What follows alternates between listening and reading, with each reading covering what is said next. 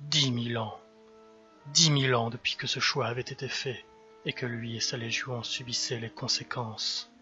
La haine et la guerre, le paradoxe d'un combat perdu d'avance.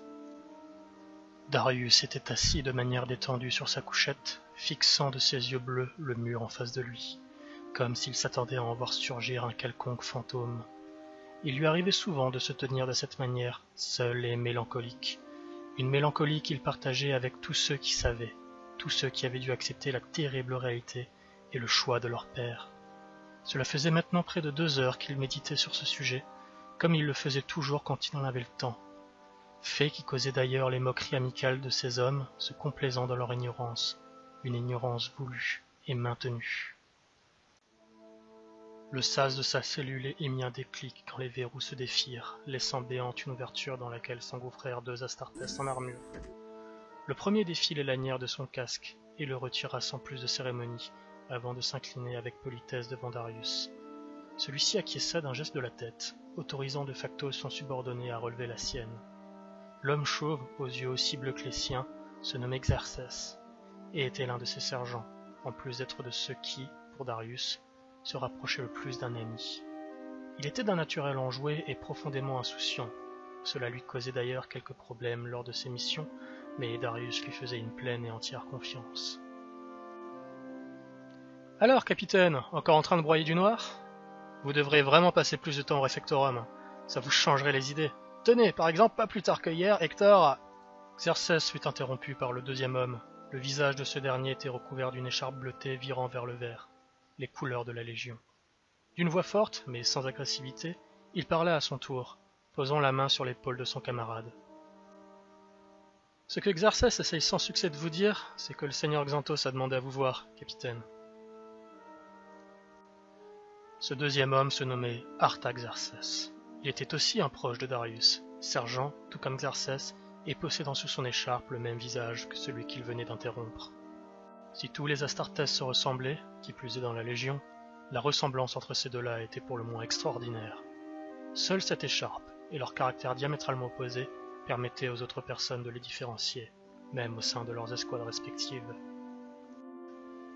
Darius resta silencieux plusieurs secondes en observant ces hommes d'un regard vide de toute expression, les plongeant dans un embarras qu'ils avaient du mal à lui cacher. Puis, mettant fin au sentiment de malaise instauré par son silence, il répondit. « Dites au seigneur Xanthos que je le rejoindrai sous peu. Maintenant, laissez-moi. » Xerxès et Artaxerxès s'inclinèrent tous deux avant de sortir de la cellule dans le chuintement du sas se refermant derrière eux.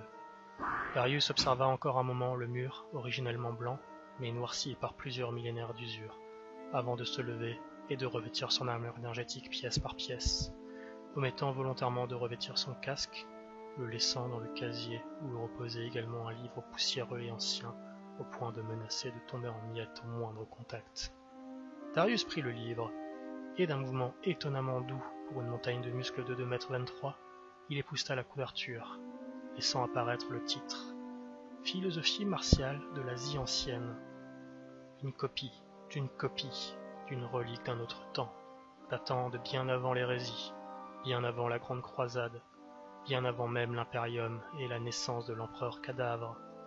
Darius le reposa avec délicatesse, avant de quitter la pièce pour se rendre au pont de commandement du vaisseau.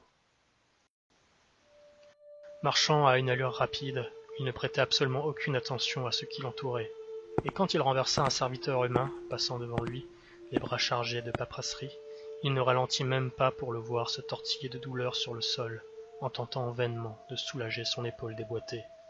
Cela faisait bien longtemps que Darius n'avait plus de pitié à offrir aux faibles et aux miséreux qui peuplaient l'Epsilon.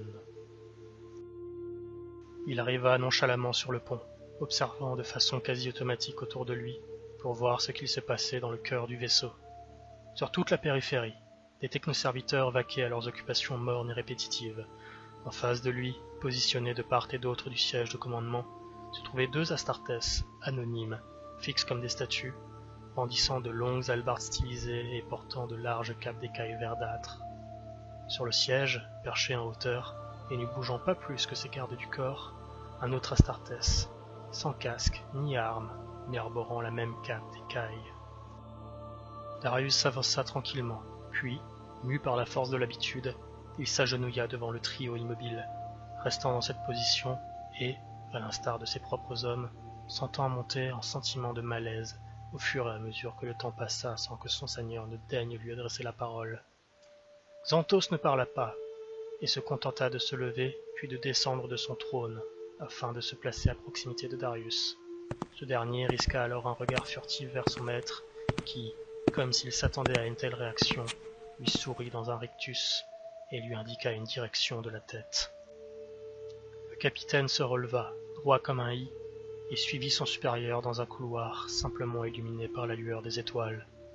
Xanthos s'arrêta à mi-chemin et se positionna les mains derrière le dos face à l'espace, protégé du vide spatial uniquement par une baie vitrée de quelques centimètres d'épaisseur. Darius l'imita, et sans un mot, ils observèrent le néant. De temps en temps, le capitaine jetait un œil en direction de son seigneur, analysant subversivement son visage couvert de cicatrices, souvenir silencieux de milliers de batailles. Ses cheveux gris tombant en cascade dans son dos, et ses yeux bleus, comme tous ceux de la Légion, reflétant une vie infiniment longue, bien plus longue que celle de Darius. Xanthos brisa le silence après quelques minutes, sans même regarder son officier. « Penses-tu qu'ils aient fait le bon choix ?» « Un choix devait être fait, je pense que personne n'aurait pu en faire un meilleur. »« Et crois-tu toujours vivant ?» ?»« Qu'il soit vivant ou non, l'hydre continuera de se battre, même décapité. » Elles étaient toujours les mêmes. Quand Xanthos lui faisait part d'une information ou d'une mission importante, il lui posait ces questions pleines de sous-entendus, et Darius y répondait toujours de la même manière. Mais cette fois-ci, ce fut différent. Il posa une troisième question, si directe et si précise que le capitaine ne put s'empêcher de rester bouche bée pendant plusieurs secondes. « Penses-tu que l'humanité mérite d'être exterminée pour les erreurs d'un seul homme ?»« Je n'en sais rien. Je ne suis qu'un exécutant. » « Et pourtant, tu es bien plus sage que la majorité de mes exécutants. Tu sais, et cela fait de toi quelqu'un d'unique, de plus important que ces masses d'idiots qui ne se complaisent que dans l'accomplissement de leurs plus bas instincts. C'est qu'ils ne savent pas pourquoi nous agissons. Il est normal qu'ils se comportent, et nous ne leur demandons pas plus. Le secret est important. Toi, par contre, je te demande de réfléchir, en connaissance de cause. Tu es mon lieutenant, mon bras droit. Il est légitime que j'attende de toi que tu me conseilles. Je pense que lui seul devrait payer pour ses fautes. Et pourtant, ma raison me dit que le seul moyen de lutter contre l'inéluctable est celui entrevu par nos pères, même si cela doit sonner le glas de l'humanité. Merci, Darius. Prépare tes hommes. Ce monde va tomber. Intrigué, Darius suivit le regard de son seigneur au travers de la vitre. Il put voir apparaître, grâce à la rotation du vaisseau, un point brillant, un joyau azuré au milieu de l'obscurité. Ce joyau appartiendrait bientôt à l'Alpha Légion.